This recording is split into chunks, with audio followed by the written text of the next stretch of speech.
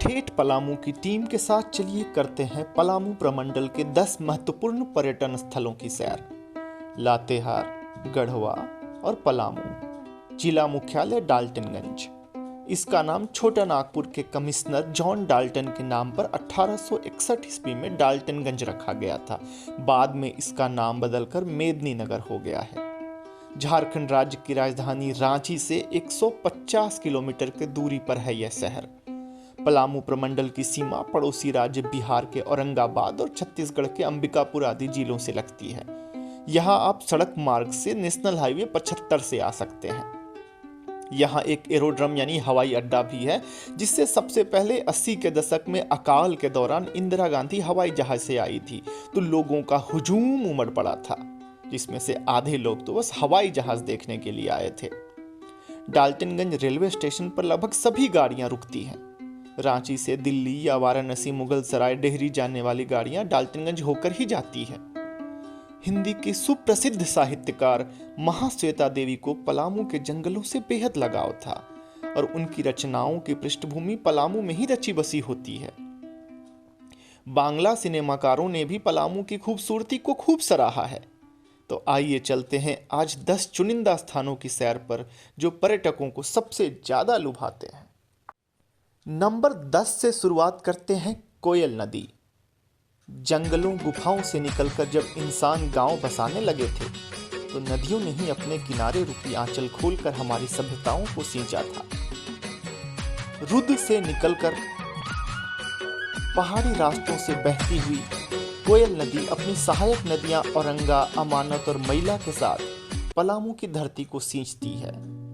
डाल्टनगंज की परिक्रमा करती है और 260 किलोमीटर की लंबी यात्रा करते हुए हैदरनगर में सोन के रास्ते मिलती है और गंगा में मिल जाती है। नदी के दूसरी तरफ चैनपुर, शाहपुर, पुरुबडीहा आदि गांव हैं। जब पुल का निर्माण नहीं हुआ था तो लोग नाव से या फिर तैरकर डाल्टनगंज शहर तक आते थे। सावन में नदी किनारे भव्य मेले का आयोजन होता है, जिसे यहाँ झूलन कहा जाता है।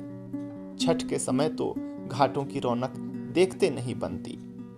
गिरवर हाई स्कूल नदी किनारे स्थित है, जो जिले के सबसे पुराने हाई स्कूल में से एक है और यहीं एक बड़ा सा मैदान है जिसे शिवाजी मैदान कहते हैं महात्मा गांधी जब 11 जनवरी 1927 को रेलगाड़ी से पलामू आए थे तो यहीं पर उन्होंने सभा को संबोधित किया था। सूर्योदय और सूर्यास्त का खूबसूरत नजारा अक्सर शहर के लोगों को मॉर्निंग वॉक के लिए अपनी ओर आकर्षित करता है। कोयल नदी को पार करते ही डाल्टनगंज के उपनगर के रूप में विकसित हो रहा हिस्सा है शाहपुर। कहते हैं अंग्रेजों के आने से पहले शाहपुर और चैनपुर ही मुख्य व्यावसायिक नगर हुआ करते थे। चैनपुर के राजघराना पलामू के सबसे पुराने 6 राजघरानों में से एक है। हवेली और मंदिर अभी भी दर्शनीय है। चेरो राजवंशों ने 16वीं शताब्दी की शुरुआत में शाहपुर में किले का निर्माण कराया था। कहते हैं इस किले से एक सुरंग निकलती थी जो पलामू के अन्य किलों से जुड़ी हुई थी और जब भी दुश्मनों का आक्रमण होता राज परिवार इस सुरंग से निकल पड़ते थे और कभी भी दुश्मनों की चपेट में नहीं आते। हालांकि अंग्रेजों ने बाद में इसे गिरा दिया था। अब बस कुछ अवशेष बचे हैं और कुछ टीले बचे हैं।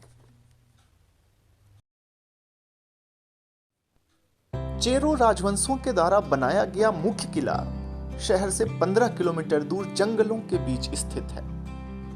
सबसे पहले आता है रानी किला, जिसे महारानी के लिए बनाया गया था और वहां से कुछ दूर पर है राजा का किला। 15वीं शताब्दी में चेरो राजाओं का साम्राज्य समृद्धि के शिखर पर था। राजा मेदिनी राय सबसे जनप्रिय राजा थे, जिनके नाम पर जिला मुख्यालय का नाम बदलकर मेदिनीनगर रखा गया। वास्तुकला और शिल्प के सुदृढ़ उदाहरण अभेद्य दीवारों से घिरे महल, 4 दीवारी इतनी चौड़ी कि इस पर घुड़सवार दौड़ते निगरानी करते। मुगलों ने कई बार नाकाम कोशिश की इस किले को हड़पने की। किले की 4 दीवारी से निर्मल कलकल कोयल नदी का मनमोहक दृश्य किसी का भी मन मोह ले और कैमरा खोलने पर विवश कर दे। कहते हैं मुगलों से आखिरी लड़ाई में योद्धाओं के खून से नदी का पानी लाल हो गया था। किले की दीवारों पर तोप के गोले दागे गए थे, निशान अब भी हैं। हर साल छठ के अगले दिन यहाँ भव्य मेला लगता है, जिसमें किसान खेती के उपकरण और हथियार खरीदते हैं।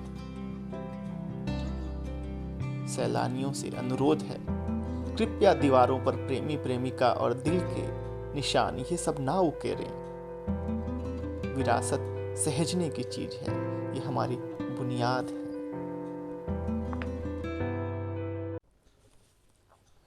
डाल्टनगंज से पलामू किला जाने के क्रम में शहर से 10 किलोमीटर की दूरी पर है एक तिराहा।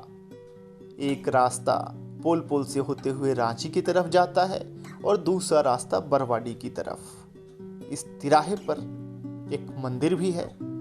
इस स्थान का नाम है दूबिया खान।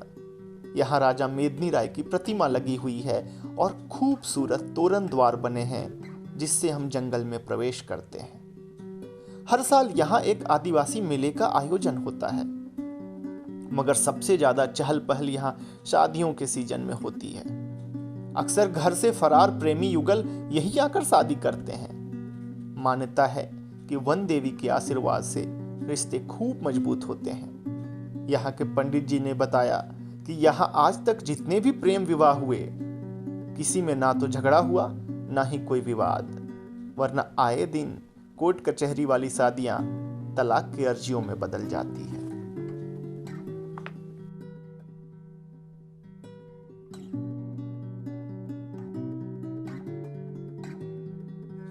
दूबिया खान से करीब 20 किलोमीटर की दूरी पर है सुगा बांध, जहां उत्तर कोयल नदी पहाड़ों से बहती हुई खूबसूरत झरने का रूप ले लेती है। बरसात में तो पानी का बहाव काफी तेज होकर खतरनाक हो जाता है, मगर सर्दियों में यह स्थान पिकनिक और पर्यटन के लिहाज से बिल्कुल सुरक्षित है। गहराई भी ज्यादा नहीं है, तो डूबने का भी कोई डर नहीं। समतल पत्थरों पर कई सारे फोटोग्राफी के पॉइंट्स हैं। पार्किंग से बस कुछ मीटर ही नीचे उतरना होता है। कहते हैं महारानी को अपने तोते से बहुत प्यार था और तोते को भी महारानी से बहुत प्यार था, मगर तोता हमेशा पिंजरे में बंद होता था। रानी की बेटी राजकुमारी को यह बात अच्छी नहीं लगती थी। एक दिन राजकुमारी ने तोते से पूछा, क्या तुम्हें उड़ने की इच्छा नहीं आती? क्या तुम्हें खुले जंगल खुले आसमान याद नहीं आते? तोते ने उसे कहा, आती तो है, मगर बाहर कौन ले जाए? और अगर मैं बाहर गई तो पता नहीं वापस आ पाऊं या ना आ पाऊं। फिर मेरे बिना रानी का दिल कैसे लगेगा? फिर दोनों ने मिलकर एक जुगत भिड़ाई। राजकुमारी तोते को घुमाने ले आई पिंजड़े के साथ, और इसी बांध के किनारे आकर उसने पिंजड़े का दरवाजा खोल दिया। तोता उड़ने लगा। उसने झरने का पानी पिया, पेड़ से अमरूद खाए और बाकी अन्य तोतों को बुलाया, उनसे बातचीत की और कुछ घंटों के बाद वापस पिंजड़े में लौट आई। राजकुमारी उसे पिंजड़े में रोज लेकर इसी बांध के पास आती, उसे खोल देती, उसे आजादी का एहसास दिलाती और फिर वापस महल में ले आती। कहते हैं उसके बाद रोज वहां बाकी तोते राजकुमारी और इस रानी के तोते का इंतजार करते और उन्हीं के नाम पर इस खूबसूरत झरने का नाम सुगा बांध रखा गया है। अभी भी इस झरने के चारों तरफ पेड़ों पर कई तरह के कई नस्लों के तोते चहचहाते उड़ते चहलकदमी करते दिख जाएंगे।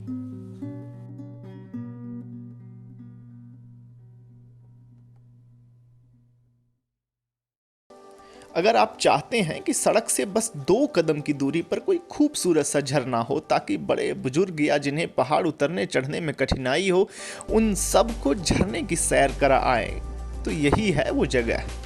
जंगलों से घिरा, प्रकृति के बिल्कुल करीब।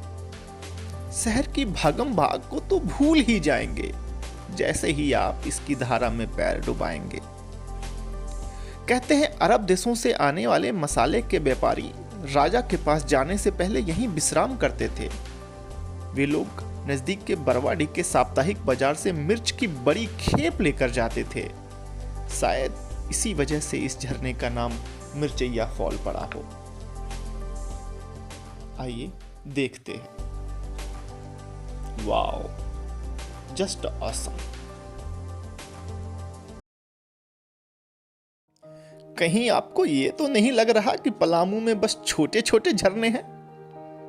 तो चलिए आपको दिखाते हैं दो बड़े बड़े जलप्रपात। एक है लोध और दूसरे का नाम है बूढ़ा घाघ। ऊंचाई से गिरता पानी और उससे निकलता खूबसूरत झाग। रोमांच, आश्चर्य, खूबसूरती, वाह, जैसे नजारों को पंख लग गए हैं आज। सारे स्वप्न जीवित हो उठे हैं, सोई ख्वाहिशें गई हैं जाग। अभी बहुत कुछ बाकी है, जाना मत भाग। 1026 किलोमीटर स्क्वायर में फैला हुआ बेतला, जिसे 1974 में नेशनल पार्क घोषित किया गया, पलामू प्रमंडल की शान है। पलामू यानी पलास, लाह, महुआ, मगर इसके अलावा भी साल, बांस, शीशम इत्यादि वृक्षों से आच्छादित ये जंगली पठार आश्रय हैं हाथी, बंदर, तेंदुए, सियार, लकड़बग्घे और सैकड़ों हजारों खूबसूरत पक्षियों के लिए। वैसे तो हर पलामू वासी खुद को टाइगर से कम नहीं समझता, मगर रियल टाइगर, वास्तविक टाइगर को खुले जंगल में विचरते देखना एक अलग ही रोमांचक अनुभव है। आपने चिड़ियाघरों में बहुत से सुस्त पड़े बाघों को, शेरों को देखा होगा। यहाँ आप जंगल सफारी या हाथी की सवारी में नाइट सफारी का भी आनंद ले सकते हैं। ट्री हाउस यानी पेड़ पर बने हुए घर और वॉच टावर का अनुभव तो शब्दों में बताना मुश्किल है, उसके लिए आपको यहाँ आना पड़ेगा। अगर आप आदिवासी संस्कृति और जनजीवन की झलक लेना चाहते हैं तो एक बेहद ही खूबसूरत अजायब घर यानी म्यूजियम भी है यहाँ पे। वैसे पलामू की साहित्य और सांस्कृतिक धरोहर के साथ और ज्यादा रूबरू होना चाहते हो आप, तो हर साल यहाँ बेतला महोत्सव का भी आयोजन होता है। बेतला नेशनल पार्क के प्रवेश द्वार से ही हिरणों का विचरण करता हुआ झुंड, ये स्कूली बच्चों के लिए अक्सर पेंटिंग का खूबसूरत विषय होता है। यहाँ वन विभाग ने रात्रि विश्राम के लिए बहुत सारे विश्राम गृह भी बनवाए हैं, जो सैलानियों को खूब रिझाते हैं। तो अगर आप पलामू में आए और बेतला नेशनल पार्क न घूम पाए, नहीं नहीं नहीं, देखना तो बनता यार।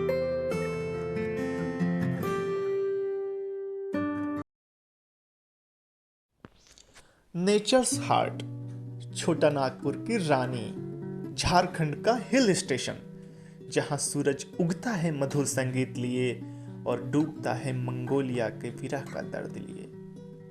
रांची से गुमला रोड पकड़कर आप 4-5 घंटे की सड़क यात्रा से पहुंच सकते हैं यहाँ, या फिर अगर आप चाहें तो डाल्टनगंज से दुबिया खाड़, बेतला, मिचैया फॉल इत्यादि का नजारा लेते हुए जंगली खूबसूरत रास्तों से यहाँ करीब 4.5 से 5.5 घंटों में आ सकते हैं। हाँ, अगर बीच बीच में नजारों ने आपकी नजरों को थाम लिया तो फिर खैर। वैसे तो वन विभाग के गेस्ट हाउस के अलावा भी कई सारे होटल्स हैं यहाँ पे, तो ठहरने का उचित इंतजाम है। और नेतरहाट के आसपास दर्जनों दर्शनीय स्थल हैं, तो एक दिन में काम नहीं चलने वाला, तो रात तो आपको गुजारनी ही पड़ेगी यहाँ पे, क्योंकि यहाँ के मेन पॉइंट्स हैं कोयल व्यू पॉइंट, अपर लोअर घाघरी, लोध फॉल, एक खूबसूरत सा डैम है, और नेतरहाट का प्रसिद्ध आवासीय विद्यालय जहाँ से पढ़े हुए बच्चे पूरे विश्व में अपना परचम लहराते हैं, और एक खूबसूरत सा म्यूजियम, और सबसे बेहतरीन, बिना सनराइज और सनसेट पॉइंट देखे यहाँ से जाने का तो कोई मतलब ही नहीं बनता। खैर, अब मैं ज़्यादा नहीं बोलूँगा, आप अपनी आंखों को स्क्रीन के नज़दीक रखिए, कोई नज़ारा मिस न हो जाए, और लुत्फ लीजिए सुधांशु की खूबसूरत फोटोग्राफी का।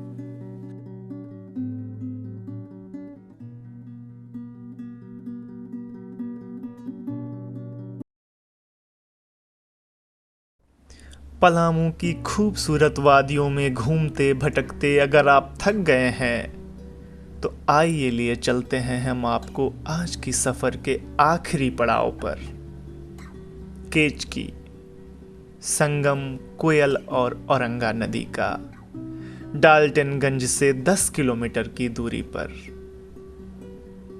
खुला आसमान, सफेद रेत का मैदान, धाराओं का मिलना, पत्तियों का हिलना, बन तुलसी पुटुस की झाड़ी, पुल से गुजरती छुक छुक रेलगाड़ी, मंदिर की घंटी आरती संग चिड़ियों का चहचहाना, संगीत की धुन पर कदमों का बहक जाना, बचपन बार बार वापस बुलाए, अब यहां आकर बिना डुबकी लगाए भला कौन वापस जाए। यारों दोस्तों का संग, गहरा चढ़ेगा केचकी का ये खुला खुला रंग।